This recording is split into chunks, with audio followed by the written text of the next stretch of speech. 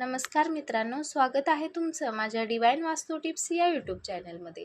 कालच्या व्हिडिओमध्ये आपण गुढीपाडव्यानंतर कोणत्या राशी आर्थिक मालामाल होणार आहेत, त्यामध्ये वृषभ राशी, सिंह राशी, तूळ राशी, धनु राशी आणि मीन राशी या 5 राशीविषयी मी तुम्हाला सविस्तर माहिती सांगितलेली आहे।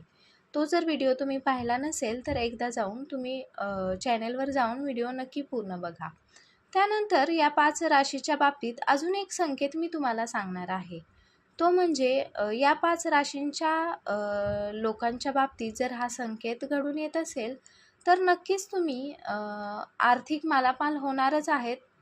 त्यासोबतच तुमच्या जीवनात येणारी संपत्ती नक्कीच 100% पेक्षा जास्त वाढणार आहे आणि याची साक्ष माझ्यासोबतच तुम्हाला आपलं वास्तुशास्त्र असेल, ज्योतिषशास्त्र असेल, स्वप्नशास्त्र असेल किंवा सामुद्रिक शास्त्र असेल, या गोष्टी तुम्हाला याची साक्ष देणार आहेत। तर सुरुवात करूयात आपल्या व्हिडिओला। कधीकधी आपलं आयुष्य किंवा आपल्या आयुष्यात काही गोष्टींचं संकेत आपल्याला आधीच भेटत असतात किंवा काही गोष्टी आधीच आपल्याला संकेत देऊन जातात। यामध्ये आपल्याला वेगवेगळ्या माध्यमातून असेल किंवा वेगवेगळ्या संख्यांमधून असेल किंवा वेगवेगळ्या परिस्थितीमधून असेल किंवा वेगवेगळ्या स्वप्नांमधून असेल, आपल्याला काही गोष्टींची जाणीव किंवा संकेत आपल्याला नियती किंवा निसर्ग आपल्याला आधीपासूनच संकेत देत असतो। तो फक्त आपण ओळखणे आणि त्यानुसार आपण काम करणे किंवा आपल्या हालचाली करणे हे तितकेच महत्त्वाचे असते। तर स्वप्नांच्या माध्यमातून असेल किंवा राशींच्या माध्यमातून असेल, आपल्याला असे संकेत आधीपासून मिळायला सुरुवात होतात। त्यामध्ये गुढीपाडव्यानंतर या 5 राशींमध्ये काही असे बदल होणार आहेत। ग्रहांची स्थिती काही अशी दिसत आहे ज्यामुळे नक्कीच आर्थिक परिस्थिती उंचावणार आहे। गुढीपाडव्यानंतर काही राशींना असे संकेत मिळायला देखील सुरुवात झालेली आहे की त्यांच्या आयुष्यात आता पैसाच पैसा येणार आहे। पण हा प्रश्न आहे की तुम्ही ते संकेत कसे ओळखता आणि कधी ओळखू शकता? तर आपण जे रोज स्वप्न पाहतो किंवा आपण ज्या गोष्टी, आपलं मन आणि आपला आत्मा, जेव्हा शरीर स्थिरावलं जातं तेव्हा आपलं मन, आपला आत्मा हा नक्कीच जागा राहत असतो आणि तो आपलं येणारं भविष्य पाहत असतो। त्यामुळं आपण रोज स्वप्न पाहतो, पण प्रत्येक स्वप्न हे साधं नसतं। काही स्वप्न आपल्याला भविष्यात होणाऱ्या धनप्राप्तीची संकेत देत असतात आणि दुसरीकडे ज्योतिषशास्त्र सांगतं की काही राशींवर सध्या ग्रहांची स्थिती अशी आहे की त्यांना पैसे मिळण्याचे योग तयार झालेले आहेत। जर तुमची राशी आणि तुमचं हे स्वप्न जर जुळलं तर समजून घ्या मोठा बदल जवळ आलेला आहे। तर मी काल सांगितलेल्या 5 राशींच्या लोकांमध्ये जर पुढील स्वप्न जुळत असतील किंवा तुम्हाला देखील अशी स्वप्न येत असतील तर नक्कीच तुम्ही समजून जा की तुमच्या जीवनात आता मोठे आर्थिक बदल येणार आहेत आणि नक्कीच तुमची आर्थिक परिस्थिती उंचावर जाणार आहे। तर आपण जाणून घेऊयात की स्वप्नांचे गुप्त संकेत। वरील कालच्या व्हिडिओमध्ये मी जे तुम्हाला 5 राशी सांगितलेल्या आहेत त्या राशींच्या लोकांमध्ये आता हे स्वप्न किंवा पुढील सांगणारी हे गुप्त संकेत असतील किंवा हे काही स्वप्न असतील, हे नक्कीच तुम्हाला पडायला सुरुवात होणार आहे। व्हिडिओ सेव्ह करून ठेवा, कारण नक्कीच पुढं तुम्हाला या व्हिडिओची गरज पडणार आहे।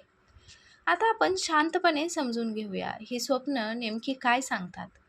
तर पहिली गोष्ट म्हणजे किंवा पहिलं स्वप्न म्हणजे जर तुमच्या स्वप्नात स्वच्छ वाहतं पाणी येत असेल तर याचा अर्थ काय आहे? वाहतं पाणी म्हणजे प्रवाह, पाणी म्हणजे प्रवाह आणि हा संकेत ज्योतिषशास्त्रामध्ये, सामुद्रिक शास्त्रामध्ये किंवा स्वप्नशास्त्रामध्ये स्वच्छ पाण्याचा प्रवाह हा पैशाचा सुरू होणारा प्रवाह दर्शवत असतो। शांत पाणी म्हणजे स्थिर इन्कम आणि वेगवान पाणी म्हणजे अचानक मोठा पैसा येणार। यामध्ये तुम्ही धबधबा पाहू शकता किंवा वाहतं पाणी पाहू शकता किंवा वेगवान पाणी, स्वच्छ पाणी पाहू शकता। यामध्ये स्वच्छ पाणी असणं तितकं महत्त्वाचं आहे।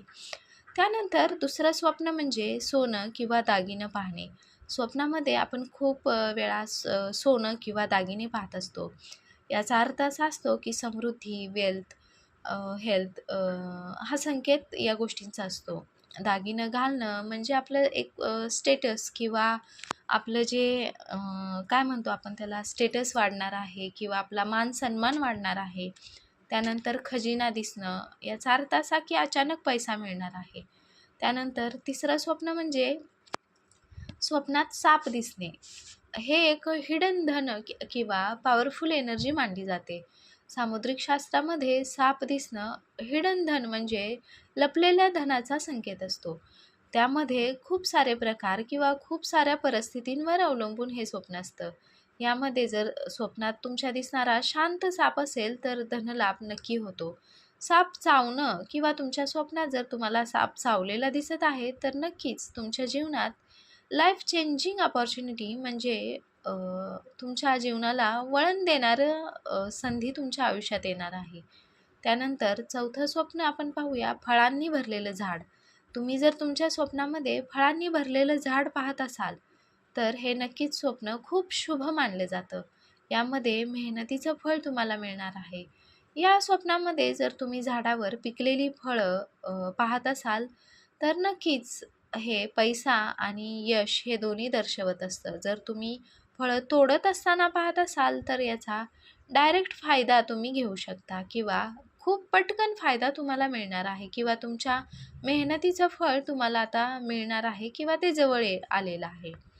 त्यानंतर याच्यातच अजून एक पाचवं स्वप्न म्हणजे उंच ठिकाणी जाणं. कधी-कधी आपण आपल्या स्वप्नात उंच ठिकाणी किंवा उंच टेकडीवर जातो किंवा अशा एखाद्या उंच ठिकाणी स्वतःला आपण पाहतो. असं स्वप्न म्हणजे प्रगती आणि ग्रोथ असतं. वर जाणं म्हणजे इन्कम वाढणं, म्हणजे उंचीवर जाणं. वर पोहोचणं म्हणजे सक्सेस हा कन्फर्म असतो. त्यानंतर अजून एक शुभ स्वप्न म्हणजे स्वप्नामध्ये देवी देवतांचे दर्शन होणं. हे स्वप्न सर्वात शुभ मानलं जातं. यामध्ये गणपती, लक्ष्मी असेल किंवा कोणत्याही तुम्ही मानत असलेल्या देवी देवतांचं स्वप्न पडणं म्हणजे पैसा, सुख, समृद्धी, शांतता सर्व काही या स्वप्नामध्ये येत असतं.